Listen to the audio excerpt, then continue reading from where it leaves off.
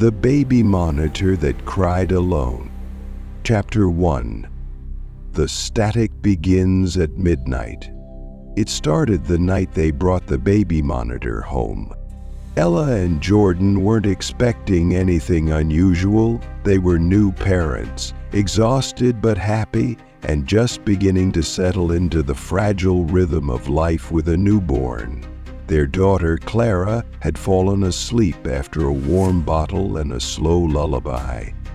The monitor, a sleek, high-end model, sat quietly on the nightstand, glowing with a soft green light. Then, at exactly midnight, the static began. Not the gentle white noise kind. This was different, jagged, crackling, pulsing, almost rhythmic, like a Jordan stirred, eyes half closed, and tapped the monitor. "Must be interference," he muttered. But Ella was already sitting up. She wasn't sure why, but her body reacted before her brain did. Her heart beat faster. The sound wasn't just irritating, it felt wrong. She leaned closer. Beneath the static, something flickered. A low murmur, almost like a voice.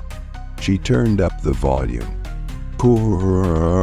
Macaque, M-A-A, M-A-A, macaque. She froze. Her throat tightened. "Did you hear that?" she whispered. Jordan sat up, blinking. "What?" She said, "Mama." No, she didn't. That wasn't Clara.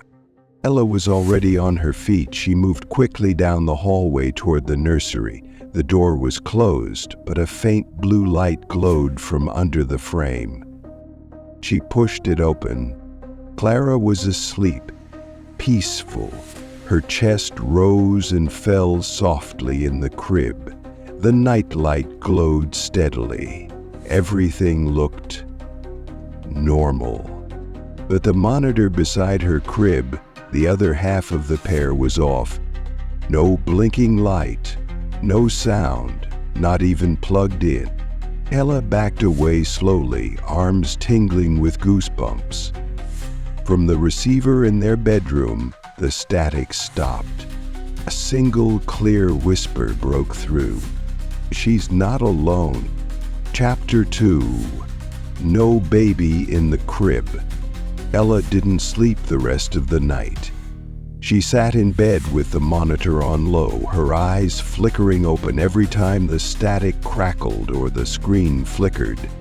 Clara's room remained still, her breathing soft and steady on every check-in. But the memory of that whisper wouldn't leave her. By morning, she convinced herself it must have been a dream or a glitch. Maybe she'd imagined the voice in the static. But just to be sure, she went online and ordered a second baby monitor from a completely different brand. Something about the voice haunted her. It hadn't sounded random. It had sounded directed, like someone was responding. That night, she didn't tell Jordan. She set up both monitors in Clara's room, one by the crib as usual, and the new one tucked into the bookshelf facing the crib at a wide angle. She brought the receivers into the bedroom and waited.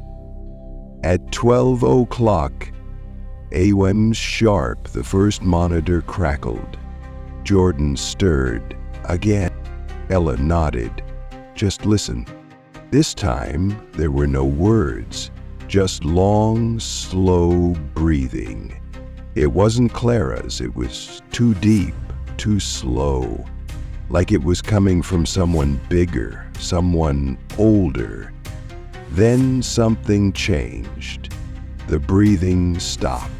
Then the second monitor flickered. The screen lit up. For a moment, nothing happened. Then static. Then movement. Ella sat bolt upright. The crib was visible on screen. The blanket was ruffled, empty, but Clara's soft breathing still came through the first monitor. "Where is she?" Ella gasped. She jumped out of bed and ran. Jordan was right behind her. They burst into the nursery. Clara's blanket was folded neatly at the corner of the crib, but Clara wasn't there. The room was freezing. The window was shut. The door had never opened. No sign of anything or anyone. Then from the hallway came a soft giggle. They tuned. Clara was standing just beyond the nursery door, eyes closed, fast asleep. Ella scooped her up, heart pounding. Her skin was cold to the touch. She didn't stir. It was like she'd been sleepwalking. They laid her in their bed that night. Jordan double-checked the windows and locks. Everything was still. Everything was wrong. When Ella finally dared to review the monitor footage, her hands trembled. The moment the crib had gone empty, there was no sound, no movement, just static. But a faint voice, barely audible, whispered from the speaker as Clara vanished from view. She didn't want to be alone. Chapter 3: The Crying That Didn't Stop. The next night it began with a whimper. Ella had just placed Clara in her crib after another long feeding. Jordan was already in bed, dozing off with the TV on low. Everything in the nursery looked peaceful until the baby monitor erupted with a sudden, sharp cry. Ella rushed back into the room, heart pounding. Clara was quiet. Sleeping, Ella stood over the crib listening. No sound came from the baby, but from the monitor still in her hand, the crying continued. It didn't match the calm scene in front of her. It didn't even sound like Clara. This cry was hoarse, raspy, and it didn't pause for breath. Ella backed away slowly, staring down at the monitor screen. The image of the nursery flickered, fuzzed, and for a split second showed something impossible. A second crib, and a figure standing beside it. She blinked. The screen corrected itself. Just the one crib, just Clara. Jordan appeared at the door behind her.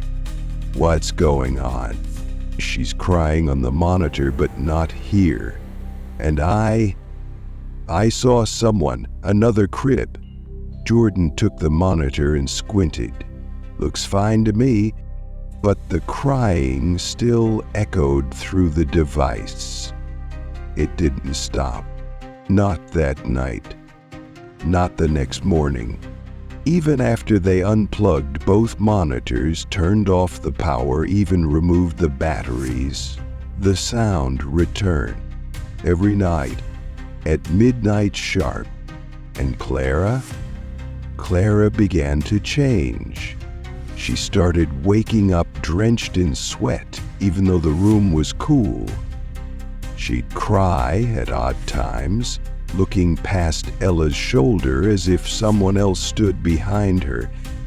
And once, when Ella tried to comfort her, Clara opened her eyes wide and whispered a name she shouldn't know.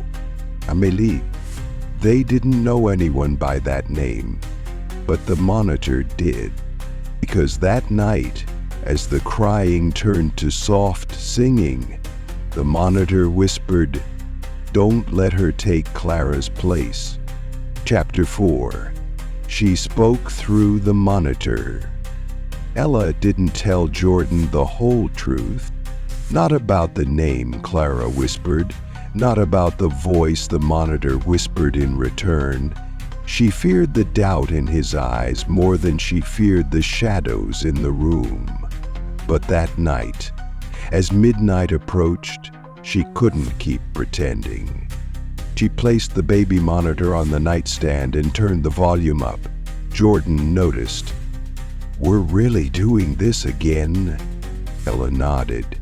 You heard it too? The crying, the voice? He didn't argue. The room was quiet for a long time. Then, at exactly 12:01 a.m., the static began. Not just static this time. Breathing. Heavy, labored, like someone just outside the speaker. Then came a voice. Mama. Jordan turned pale. That was... Before he could finish, the monitor cut to pure silence. Then a whisper. I want to come out now. Ella ran to the nursery. The door was closed. Inside, Clara was safe, asleep, her tiny chest rising and falling gently. But the other monitor, the one in the room, was glowing red, actively transmitting. She picked it up. I remember you, the voice said. She nearly dropped the device.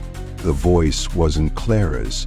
It was older, childlike but knowing, familiar in a way she didn't understand. Back in their room, Jordan shouted, Ella, come back! She rushed down the hall. The monitor in their bedroom was playing back a sound loop, one they hadn't recorded. A lullaby. Ella's lullaby. The one she used to sing to her sister when they were little. The sister who drowned. The monitor hissed softly, then cleared. The voice returned. You left me in the water, but I followed you home. Chapter 5. The Shadow Beside the Crib. That night, the temperature in Clara's room plummeted again. Ella checked the thermostat 3 times, but nothing explained it. The house was warm. Everywhere except the nursery. The walls seemed to hold cold like a secret, and the air was so still it pressed against her skin. She sat in the rocking chair, arms folded tight, the baby monitor gripped in one hand. Clara stirred softly in her crib but didn't cry. Not yet. At 11:57 p.m., the monitor crackled. Ella held her breath. This time, the static didn't start with a whisper. It started with a knock. Not from the door, from inside the nursery. Clara jolted in her crib. Ella stood up. It's okay, baby. I'm right here, she whispered. But before she could step toward the crib, Clara sat up and looked. Not at Ella, but at the corner of the room.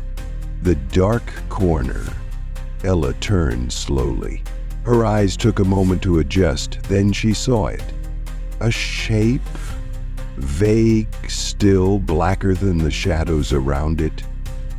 A tall figure crouched beside the crib, unmoving, watching. Ella's chest tightened, her voice caught in her throat. She reached for Clara, but as her fingers brushed the blanket, the shadow shifted. No movement of feet, just there, then closer, then gone. She screamed. The monitor exploded with static. In her room, Jordan came running, but by the time he reached the door, the figure was gone. Clara was crying now, loud, shaking sobs. Ella scooped her up and bolted from the room. They didn't return to the nursery that night. Later, when Ella checked the monitor footage, it was corrupted, all but one still frame. The crib, and next to it a tall dark shape with 2 glinting eyes staring directly into the camera. Chapter 6. They said the nursery was empty. By morning, Jordan insisted they call someone. Not a priest, not yet, but someone rational. Someone who could look at the footage, maybe reset the house's electrical system, check the monitors for interference. Ella didn't protest. They invited a local technician to evaluate the monitor system, wiring, and baby cam feeds. He arrived that afternoon with a kind smile and skeptical eyes. After a full inspection, he scratched his head and turned to them. "There's nothing wrong with the system," he said. "Signal's clean, hardware's good. But if you're worried about security, maybe check the baby cam logs, the ones stored locally." Ella's stomach sank. "Locally?" He nodded. "The main monitor stores snapshots every few seconds, even without Wi-Fi." That night after Clara went to sleep, Ella and Jordan sat with the drive and loaded the footage. They expected corruption. What they got instead chilled them to the core. Frame after frame of Clara sleeping, normal. Then, 1:03 a.m., she was missing. For 3 full minutes, the crib was empty, and in the lower corner of the frame, something crouched near the dresser. A pale shape with eyes too large and limbs too thin, watching. Then Clara reappeared, as if she'd been lowered back in. They stared at each other, breathless. The next day, Ella called the old owners of the house. She wasn't sure what she was expecting, but when she asked if anything unusual had ever happened in the nursery, the woman on the phone went quiet. "You still use that room?" "Yes. Why?" A pause. There was never a nursery there. Ella's grip on the phone tightened. "What?" "That room was always locked. We never used it. And we never had a baby." Ella hung up without saying goodbye. That night, the monitor turned on by itself, and a voice whispered, "Now you've let her in." Chapter 7. The monitor only works at night. After everything they'd seen, Ella couldn't bring herself to turn off the monitor. She hated it, feared it, but it was the only way to know if Clara was safe, or if the thing that called itself Amelie was still there. So she left the receiver on her nightstand, plugged in, turned to its lowest volume. Clara had been moved into their room for now, sleeping peacefully in a portable bassinet at the foot of the bed. They had left the nursery empty. Completely empty. No crib, no blankets, no toys. Just 4 bare walls, freshly painted white in an attempt to erase everything. That night at exactly 12:00 a.m., the monitor turned itself on. Ella hadn't touched it. The screen lit up. The nursery appeared. But it wasn't empty. A crib stood again in the middle of the room, and something was in it. Jordan grabbed the monitor. "What the hell is this? The room's empty." Ella was already shaking. "Go look." He ran down the hall while Ella kept her eyes locked on the screen. The image flickered, static, crawling in the corners. She saw a pale, unmoving figure in the crib. Small. Still. Then Jordan's voice echoed from the nursery. "There's nothing here." Ella stared harder. The image changed again. The crib was gone. The room was empty. The monitor went black. Jordan returned, pale and sweating. "There's nothing in that room, Ella. Nothing." But it felt cold, like someone just left. Ella unplugged the monitor. It kept playing, and the voice whispered, "She only shows herself at night." But it didn't stop there. The screen glitched, bright white for a second, then returned. The camera angle was different, lower, angled up toward the corner of the nursery, as if someone, or something, was filming from the floor. The monitor let out a soft creak, and suddenly the crib returned.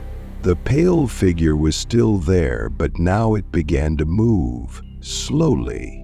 Its tiny hand reached through the crib slats and waved. Ella froze. The screen glitched again. The figure was gone. This time the crib was filled with water. She blinked. No, not water. Reflection. The surface was like a mirror, showing not the ceiling but Clara's face, sleeping in their bedroom.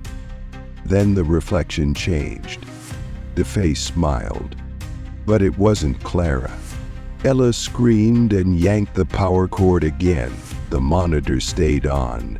Jordan held Clara tight, backing away from the dresser. Then, from the speaker, "Don't move her. I need to watch her sleep." They didn't sleep for the rest of the night. The monitor didn't shut off until sunrise. When it finally powered down, they turned it to face the wall. But even unplugged, the screen occasionally flickered, and every now and then it whispered, "Is it nighttime yet?" Chapter 8. Her lullaby plays in reverse. The night after the crib reappeared, Ella didn't sleep. She sat in the living room with Clara in her arms, softly rocking her, trying to keep herself calm. The monitor sat on the table next to her, screen dark. Jordan had gone to sleep early, exhausted from another night of creeping shadows and impossible footage. At exactly midnight, the monitor blinked on. No one touched it. No hands, no signal spike. The nursery filled the screen. This time it was different. There was no crib, no visible shape or figure, but a song began to play, soft, haunting, and backward. It was the lullaby, Ella's lullaby, only it was distorted, played in reverse, stretched out like someone was dragging the notes through mud. The melody looped, growing louder. Clara stirred in her arms, brow furrowed in discomfort. The monitor screen flickered. Then, for a moment, the screen showed Ella herself sitting exactly where she was. But behind her on the screen stood a shadow, tall, thin, reaching toward her. Ella turned around in real life. Nothing. But when she looked back, the monitor now showed the nursery again, and this time a mobile spun above the crib that shouldn't exist. It spun slowly, though the room was still. The song continued, now clearly whispering her name in the reversed lyrics. She leaned closer. The mobile spun faster. A toy fell from it, hitting the invisible crib mattress with a soft thud. Then Clara began to cry. Not loud, but sharp, like she had been pinched. Ella held her tighter, turning down the monitor. It didn't matter. The sound continued, crawling out of the speaker. Reverse notes, whispered names. Then one final phrase, played correctly, "You left me in the dark." Chapter 9. Don't answer her name. The following evening, Ella tried to keep things normal. She gave Clara her bottle, played soft music, and even read from the same worn copy of Goodnight Moon they always used. The monitor was off, unplugged. She needed a break from the whispering, from the hallucinations, from Amelie. But midnight didn't care about peace. It started again with Clara's voice. Ella was brushing her teeth when she heard it. Clear, steady, and soft. Amelie. Not from the monitor. From Claire's room. Ella ran, nearly slipping in the hallway. When she entered, Clara was standing in her crib, wide-eyed, her tiny hands clutched around the rails. "Sweetheart?" Clara turned to her slowly. She said her name is Amelie. Ella felt her knees weaken. No, baby. There's no one here. I told her you'd say that. The room went cold. Behind Ella, the monitor turned on by itself. The screen showed the nursery, but Clara wasn't in the crib. In her place was something else. Pale, still, hollow. The image flickered. Static tore across the screen. A distorted voice came through. "Say my name and I'll come through." Jordan appeared in the doorway, panic in his voice. "Ella, what the hell's going on?" Ella clutched Clara and backed into the hallway, shutting the nursery door behind them. From inside the room, the monitor whispered one last thing. "Don't forget what you promised." Chapter 10. The Blanket That Moved by Itself. The nursery door stayed closed for 2 nights. Ella and Jordan kept Clara in their room and tried to pretend they hadn't heard anything. No crying, no whispering, no voices from unplugged monitors. But on the 3rd night, the house shifted. Not physically, but energetically, like something inside had grown tired of waiting. It was around 12:10 a.m. when the sound came. A soft rustling like cloth being dragged across the floor. Ella sat up in bed, eyes wide, and saw Clara sleeping peacefully. She turned toward the baby monitor, still unplugged on the nightstand, and stared at it. It stared back. Then it lit up. The image of the nursery blinked into view. At first nothing moved. Then slowly the small baby blanket they had left behind, forgotten, folded neatly on the rocking chair, began to twitch. Ella blinked. Jordan stirred next to her. The blanket slid from the chair. Not fell, slid. It drifted to the floor like it had been pulled. Then it moved across the rug toward the center of the room, dragged by invisible fingers. Ella stood, her body trembling.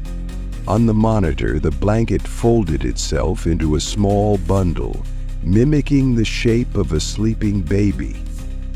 And then the voice came through. "She sleeps now. Don't wake her." Ella ran into the nursery, heart hammering. She flipped on the light. The room was empty. The blanket was still neatly folded on the chair. But on the wall above the crib, drawn in faint lines of condensation, was a single word. Amelie. Chapter 11. The voice that said Mama. Clara was fussing again. She hadn't slept through the night in over a week. Ella, eyes red from exhaustion, had resorted to pacing their bedroom floor while Jordan lay half awake under a dim lamp. The nursery remained untouched, just the memory of that cold air and whispers. At 2:49 a.m., the baby monitor powered on. No plug, no batteries. Still, the screen lit up with that sickly flickering hue. And then came the sound. Not static, not crying. A voice, soft, deliberate. It spoke clearly in the voice of a small child. Name. Ella stopped pacing. Clara fell instantly silent in her arms, staring wide-eyed toward the monitor. The voice repeated, "Mama, I'm cold." Jordan sat up. "Turn that off?" "It's not on," Ella whispered.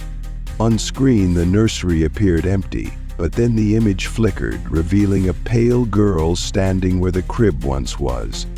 She looked no older than 7. Dark eyes, damp hair clinging to her face. She didn't move. She only stared. The voice returned. "You used to sing to me." Ella's throat closed. "That's not Clara." Jordan grabbed the monitor and slammed it face down on the nightstand. The sound vanished. But Clara began to cry again, loud, hysterical. Ella turned to comfort her. And that's when Clara whispered, in perfect imitation, "Mama, I'm cold." Chapter 12. The door that opened at 3:17. Ella had begun to take notes. Timestamps, phrases, every flicker, every whisper. She needed proof, not for Jordan, not even for herself, but to make sense of what was happening. Because each night the pattern grew stronger, more intentional. Clara was still too young to understand, but even she had begun to wake up with eyes wide, already crying, already looking at things Ella couldn't see. But on the 12th night, the pattern broke. At 3:17 a.m., something changed. It wasn't midnight anymore. It was later, deeper into the silence. Ella had fallen asleep on the couch with Clara cradled in her arms. Jordan had insisted she rest while he took the first monitor shift. Then the sound woke her. A creak, like wood being slowly pulled back into place, like a door opening. The monitor on the table remained off. But from down the hall, the faint click of the nursery door echoed into the quiet. Ella sat up slowly. Clara stirred, but didn't wake. She turned her head.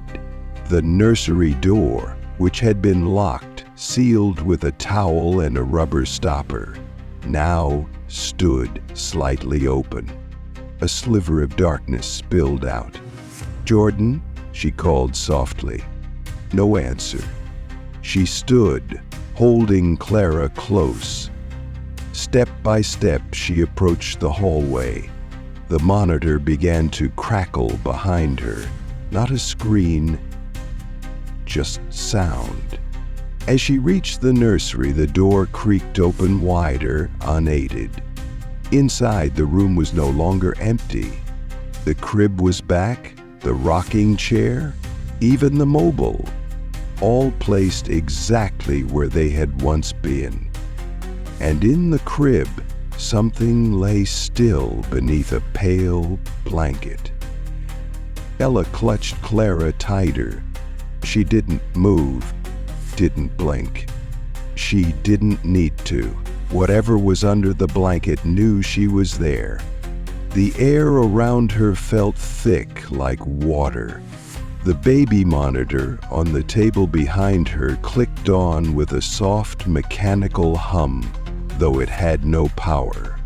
The screen turned white, then black, then white again. Jordan appeared behind her, whispering, "I heard something breathing." She nodded once. "It's in the crib." Jordan stepped beside her, peering inside. But the crib was empty. The blanket lay flat. Then it moved. A sudden, violent jolt, as if something had kicked from underneath. Ella screamed. Jordan grabbed Clara, and from the monitor a distorted voice cried, "You forgot her birthday."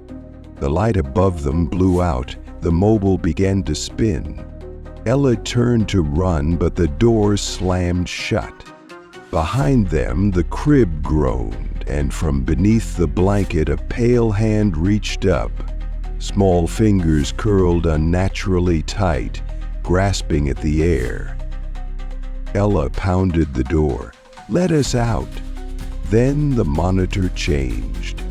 A date flickered on the screen, 6/17, Clara's birthday, and beneath it, in slow, pulsing text, "Un came home, one stayed behind." Jordan kicked the door open. They ran back to the bedroom, Clara sobbing in his arms. The nursery door slammed shut behind them, locked. When they looked back, the monitor screen in their bedroom was glowing again, showing a crib, rocking and empty, except for a piece of paper taped to the slats. Ella walked toward it. On the screen, the paper read, "Don't forget again." Chapter 13. The baby monitor wasn't plugged in. Ella woke up with the kind of dread that doesn't come from dreams, but from knowing, deep down, that something had changed. She didn't hear a sound. She didn't need to. She just knew. The baby monitor was glowing again. Soft green light, screen black. The plug dangled from the socket, untouched. It wasn't even charged. She walked to the nightstand, slowly, as if movement might disturb whatever had turned it on. She hovered a finger near the volume button, but the speaker flared to life before she could touch it. "I waited all night." The voice was no longer distorted. It was calm, clear, young, and furious. The screen blinked. A new feed appeared. Not the nursery. Their bedroom. Jordan and Clara still asleep. Ella, visible from the side, standing frozen with the monitor in hand. The camera was somewhere else in the room. Ella spun around. Nothing. No visible camera. Just shadows. But the monitor feed zoomed slightly, shifting. "She cries too much," the voice said. Ella backed up toward the bed. Clara stirred but didn't wake. The screen blinked again. Now it showed the nursery. But it was not as it was. The walls were darker. The window cracked open. A mobile swung, fast and violent. In the crib, something was curled into the blankets, facing the corner. It looked like a child, but it didn't move. Ella unplugged the monitor, ripped out the batteries. It kept playing. Jordan woke. "What are you doing?" She turned to him, voice shaking. "The monitor. It's not just watching Clara, it's watching us." The monitor flashed white, and then showed something new. A second crib. Not a reflection, an identical copy of Clara's crib sitting beside it in the nursery, covered in a different blanket. One neither of them remembered ever owning. The blanket lifted slightly, and something small and pale rose from beneath it, eyes wide, unblinking, fixed on the monitor. On them, Jordan gasped. "Ella." But Ella couldn't speak, because she remembered now. A second cry in the hospital room, one that never lasted. A second name they had whispered only once. Amelie. The monitor zoomed in on the child. Her lips moved, mouthing the words, though no sound came. Ella reached for Clara. The monitor screamed. A long, shrill noise, half static, half voice. Then silence. Ella stared at the screen. The image was gone, the room was gone. Just a white screen. And then handwriting began to appear. "You named the wrong daughter." The screen cut to black, and behind them the second crib stood once again in the nursery. Chapter 14. The crib that rocked without wind. The nursery had become a sealed room once more. Door locked, crack sealed, monitor unplugged and stored far away in the attic. Ella had even sprinkled salt across the threshold, a desperate act pulled from a forum on spiritual cleansing. Anything to protect Clara. But it wasn't enough. That night, long after Jordan had fallen asleep, Ella sat awake in silence. Clara lay beside her in the bassinet, restless. The monitor remained out of sight, but the old static still hummed faintly in Ella's ears, as if her brain had memorized the frequency. Then came the sound, a creak, not of the door, of wood shifting slowly back and forth. The creak of a crib. Ella sat up, listening hard. It was faint but unmistakable, rocking, like someone gently soothing a baby. But not Clara. She grabbed her phone and tiptoed down the hall. The nursery door was still locked, the salt undisturbed. But the sound came from within. Back and forth, back and forth. Ella unlocked the door with trembling hands. The room was as it had been. Empty. But the crib, long removed, was there again. And it rocked, slowly, methodically, a faint creak with each sway. There was something inside it, a blanket. And beneath it, the shape of a child. Ella couldn't breathe. She reached forward, ready to pull the blanket away, when Clara screamed from down the hall. She ran back. Jordan was already sitting up, clutching Clara protectively. What happened? Ella turned to answer, only to see the nursery door swing shut on its own. And from inside, faintly, the crib continued to rock. She doesn't want to be alone anymore. Chapter 15, She Was Never Born. Ella stayed awake all night. She held Clara in her arms, not daring to put her down.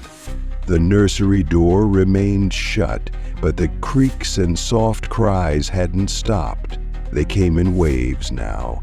Moments of silence followed by the unmistakable sound of movement, of breathing, of something else waiting. The monitor hadn't turned on again, but that only made it worse. At 3:33 a.m., the room grew colder than it had ever been, the windows frosted over. Clara whimpered, restless, her hands clenching the edge of Ella's nightgown. Then, behind them, a whisper. Not from the monitor, but from the dark corner of their own bedroom. She was never born. Ella turned. The shadows were thicker there, shifting. Jordan was already awake, sitting upright. "Did you hear that?" "Yes," she whispered. "She's here." Clara began to cry. Not the soft whimper of discomfort. This was raw, loud, scared. Ella rocked her, but the cry only grew. Then she stopped, eyes wide. And from her mouth, not her voice, came a whisper. "Mama, why didn't you save me?" Jordan rushed forward, grabbing Clara. "What the hell is happening?" The lights flickered, then died. When they came back on, the crib from the nursery now stood at the foot of their bed. Empty. A piece of paper lay folded inside. Ella reached for it with shaking hands. Written in faded, childlike handwriting were the words, "Amelie, born 6/17, died 6/17. Ella felt the breath leave her lungs. The date. That was Clara's birthday. Jordan stared at her, pale. Who is she? Ella couldn't answer, because somewhere deep in her memory something cracked open. A hospital room, the pain, the blood, a nurse's whisper. Only one made it. The monitor buzzed softly from the dresser. And Amelie whispered, "You brought me home too."